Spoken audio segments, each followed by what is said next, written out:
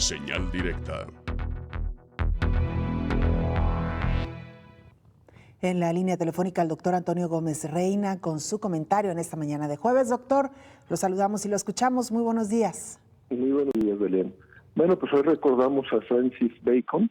Nació el 28 de enero de 1561, de acuerdo al calendario juliano, en Shram, Reino Unido, y murió el 9 de abril del año 1626 del calendario juliano en Highgate, Reino Unido. Francis Bacon, de niño, fue muy educado por su madre, que se llamaba Anne Cook, la cual hablaba 5 idiomas y se le consideró como una de las mujeres más ilustradas de su época. A los 13 años ingresó al Trinity College de Cambridge, en donde estudió hasta el año de 1576, y sus investigaciones le llevaron a la conclusión que los métodos empleados y los resultados eran erróneos. Él y su hermano mayor, Anthony, viajaron a Francia como agregados del embajador y conoció la gran experiencia política del mundo, que le inspiró para publicar notas sobre el estado de la cristiandad. En 1579, a la muerte de su padre, regresa a Londres y termina sus estudios en abogacía. En 1583, a los 22 años, redacta el escrito El parto masculino del tiempo o la gran instauración del imperio del hombre en el universo. En 1592 escribe el discurso en elogio del conocimiento.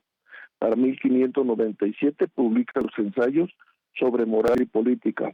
En 1605 publica el Tratado sobre la Dignidad y los Progresos de las Ciencias, que le dedica a Jacobo I.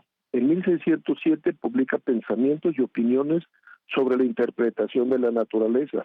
Para 1609 publica De la Sabiduría de los Antiguos, y en 1610 describe la Nueva Atlántida, que describe una sociedad utópica fundada en la ciencia y en la técnica, al servicio del progreso de la humanidad. Para 1620 publica La Gran Restauración, que fue el prefacio de su magna obra que llamó Novus Organus Scientiarum, conocida como Novo Organum, que fue publicada en 1620, en donde se concebía a la ciencia como la técnica capaz de dar al hombre el dominio sobre la naturaleza. En 1622 publica Historia Natural y Experimental. Francis Bacon se le considera el padre del empirismo filosófico y científico. En su Novum Organus precisó las reglas del método científico experimental y desarrolló la dignidad y progreso de la ciencia. Y cuando recordamos a Francis Bacon, vemos que era un filósofo político y defensor de la ciencia. Hoy, ¿cuántos gobernantes a nivel mundial tratan y han tratado de desacreditar el conocimiento científico? E inclusive tratan de cambiar la dirección fundamental de la ciencia.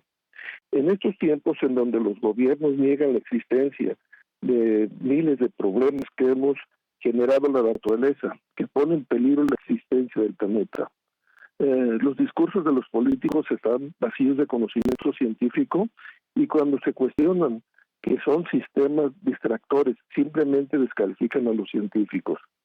En el caso del país más poderoso, en donde su presidente descalifica el cambio climático y pone en peligro la ciencia y que amenaza con cambiar la dirección fundamental de la ciencia, en Estados Unidos. Es uno de los tantos casos en donde la ética y la política utilizan la palabra ciencia para desacreditarla. Aquí en nuestro país los ciudadanos se encuentran enfocados en esquivar tantos problemas y tratan de sobrevivir y no se preocupan por los grandes problemas que sean mundiales o locales, como pueden ser la violencia, los alimentos, el calentamiento global, entre otros. Y cientos de problemas en donde los gobiernos pues nos tratan de engañar diciendo que están resolviendo con la aplicación de la ciencia. Estos discursos son mentiras a medias, ya que nos dicen que se están resolviendo utilizando la ciencia y la tecnología, pero nunca nos dicen con qué metodología, con qué personas, equipos, herramientas, científicos, y mucho menos nos dan la información en forma pública. Claro está que en el país la investigación básica, así como el reservorio de la información científica, es casi nulo. La ciencia de un país se determina por la estatura mundial a través de sus investigaciones y sus instituciones. A la verdad, la toma de decisiones cruciales en un país deben ser basadas en la evidencia y su disposición a aceptar opiniones diferentes cuando los hechos científicos lo dictan, y no por una votación a mano alzada o por un criterio de pseudoconocimiento. Y recordando a Francis Bacon con su obra 1620, Nuevo Órgano, en donde considera la ciencia como la herramienta del hombre para conocer la naturaleza y no basarse en el pseudoconocimiento, cuando en un país se divide la comunidad científica y el gobernante no importa si es federal, estatal o municipal, el país saldrá herido junto con científicos y gobernantes.